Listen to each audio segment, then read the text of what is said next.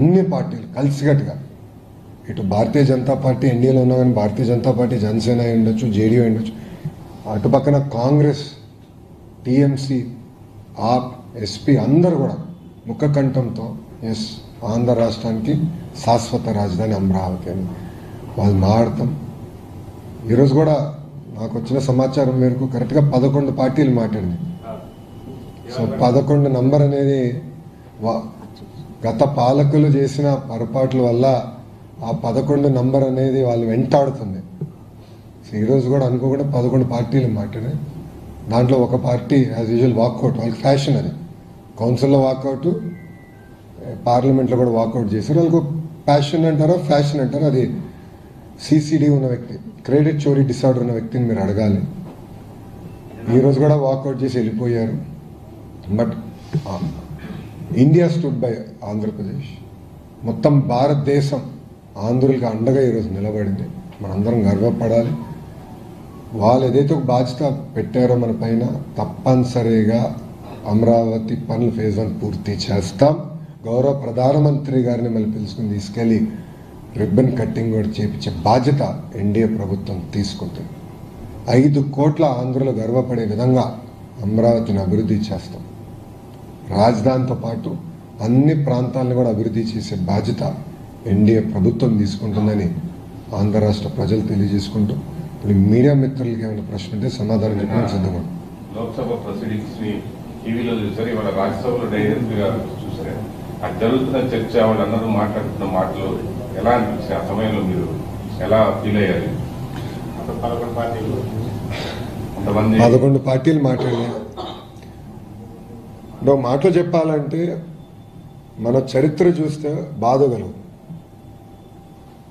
మెడ్రాస్, కర్నూలు, హైదరాబాద్, అమరావతి, 3 రాజధానులు, తిరిగి మళ్ళీ అమరావతి.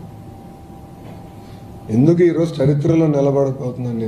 ఎందుకన్నానంటే శాశ్వత రాజధాని అండ్ ఓన్లీ క్యాపిటల్ అమరావతి ఉండబోతుంది. అంటే ఇప్పుడు సర్టినిటీ వచ్చింది, ఒక వెలుగు వచ్చింది ఆంధ్ర రాష్ట్రానికి. అనిగా అపోహాలు తొలగిపోయినాయి, ఇంకా డైరెక్షన్ వచ్చింది.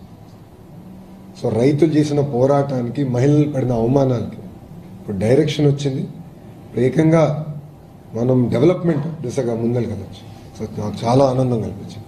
అందుకే మీరు చూస్తే ఎంపీలందరూ కూడా మేము నుంచుని పార్లమెంట్కి దండం పెట్టాం. ఎందుకంటే ఈరోజు మమ్మల్ని కాపాడింది ఈ పార్లమెంట్, అమరావతిని కాపాడింది ఈ పార్లమెంట్, 5 కోట్ల ఆంధ్రుల్ని కాపాడింది ఈ పార్లమెంట్. దేశంలోని అన్ని పార్టీలు ఈ బిల్లుని సపోర్ట్ చేశాయి కాబట్టి భవిష్యత్తులో కూడా దీన్ని కల్పించే అవకాశం లేదని అనుకోవచ్చు. 100%. Mark my words, time date రాసుకోండి. మొత్తం భారతదేశం 5 కోట్ల ఆంధ్రుల కోసం ఒకే రాష్ట్రం, ఒకే రాజధాని, జై అమరావతి అన్నారు. ఇంకెవ్వరూ రాజధానిని తాకదు.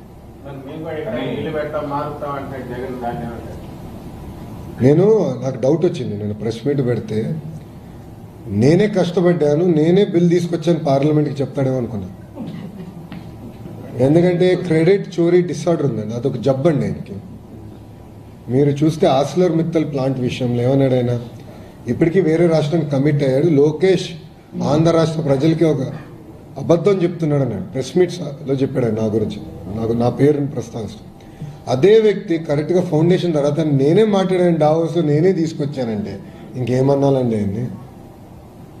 సో ఆయన ఇంకా అధికారంలోకి రాడు, ఎందుకంటే ప్రజలు అన్ని గమనిస్తున్నారు. గతంలో అంటే ఒక్క ఛాన్స్ అని ఆయన కోరారు, ఓకే చూద్దామని ప్రజలు ఇచ్చారు. దానివల్ల ప్రజలు ఎంత ఇబ్బంది పడ్డారు ప్రజలే స్వయంగా చూశారు. ఎన్ని దాడులు జరిగినాయి, ఎన్ని దొంగ కేసులు పెట్టారో ప్రజలే అనుభవించారు. సో ప్రజలు కూడా అప్రమత్తంగా ఉన్నారు. ఎస్, కంటిన్యూటీ ఆఫ్ గవర్నమెంట్ కూడా చాలా అవసరం. మీరు గుజరాత్ చూడండి, ఒకే పార్టీకి చెందిన ప్రభుత్వం అధికారంలో ఉంది కనుకనే గుజరాత్ ఈరోజు ఇంత అభివృద్ధి చెందింది. ఒరిస్సాలో కూడా గతంలో అదే జరిగింది.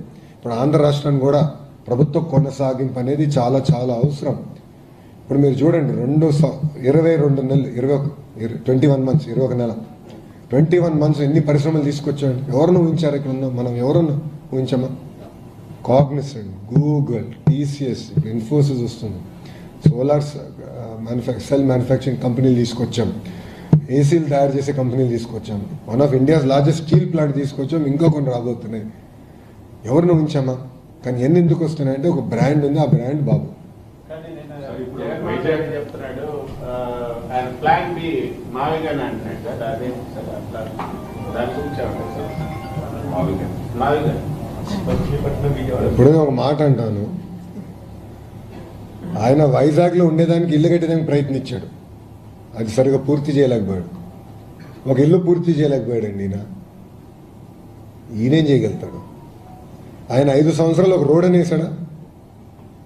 ఓకే చలో, రోడ్ అంటే మరి హై ఎక్స్పెక్టేషన్ ఆయనకి, మనం అంత ఎక్స్పెక్ట్ చేయకూడదు. సిసిడి ఉన్న వ్యక్తి దగ్గర నుంచి అంత ఎక్స్పెక్ట్ చేయకూడదు. కనీసం గుంటలు పూడ్చాడు ఆయన. 5 సంవత్సరాలు రోడ్డు పైన పడిన గుంట పూడ్చాడా? అరే గుంటలు పూడ్చలేనాడు plan B, plan C, plan D అంటే ఎవడు నమ్ముతాడు? There is only one plan, plan A, అది ప్లాన్ అమరావతి. No change. మీరు ఎన్డీఏ అధికారంలో ఉంది సహజంగా. అదిగా ఇద్దరు అడుగుతున్నారు అన్ని క్వశ్చన్స్, ఎవరు అడగట్లేదా? మీరు ఆమోదం పొందడం సహజంగా.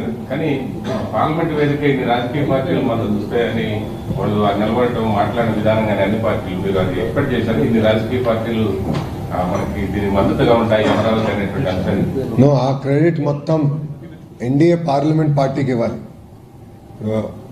కృష్ణ ఉన్నారు, హరీష్ ఉన్నారు, రామ్మోహన్ నాయుడు ఉన్నారు, పెమ్మసాని గారు ఉన్నారు, మిగతా సభ్యులందరూ కూడా కలిసికట్టుగా అందరూ కూడా వాళ్ళకున్న రిలేషన్స్తో ప్రతి పార్టీతో వాళ్ళు మాట్లాడారు, వాళ్ళకి అర్థమయ్యే విధంగా చెప్పారు. ఎందుకంటే ఇక్కడ చాలామందికి తెలీదు అమరావతి రైతులు పడిన కష్టం, వాళ్ళు ఎదుర్కొన్న అవమానాలు చాలామందికి తెలియదు. వీళ్ళు ఒక్కొక్కరు వెళ్ళి మాట్లాడి చైతన్యం తీసుకొచ్చారు, పార్లమెంట్లో చైతన్యం తీసుకొచ్చారు. బహుశా ఏ ఇష్యూలో కూడా ఇంత చైతన్యం రాలా. Probably Amaravati is the first and probably the only. మొత్తం చైతన్యం తీసుకొచ్చారు. ఒకే ఒక పార్టీ దౌర్భాగ్య స్థితిని ఒకే ఒక పార్టీ వ్యతిరేకించింది, అది ఆంధ్ర రాష్ట్రానికి చెందిన పార్టీ. వాళ్ళు వాకౌట్ చేశారు. కానీ భారతదేశం మొత్తం మాకు అండగా నిలబడి.